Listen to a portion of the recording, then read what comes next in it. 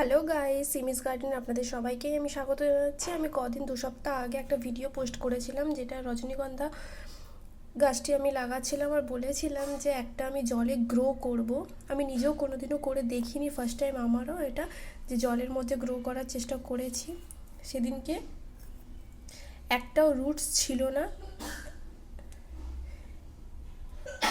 এই যে দেখতেই পাচ্ছ, জলের মধ্যে 2 সপ্তাহ মতো ছিল, তারপরে একটা বড় রুটস আর একটা ছোট্ট রুটস বেরোচ্ছে। তা আমিও দেখে খুব হ্যাপি হয়েছিলাম।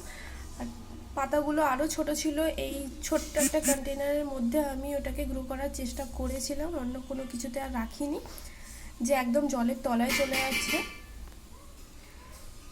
পাতাগুলো এই কন্টেনারের ভেতরেই ছিল, কদিনের মধ্যে পাতাগুলো বেশ বড় হয়ে উঠেছে, রুটস বেরিয়ে গেছে। তো দেখে আমি খুব হ্যাপি হয়েছি, তাই তোমাদের সাথে শেয়ার করব বলে আমি একটা ছোট্ট ভিডিও বানিয়ে ফেলেছি।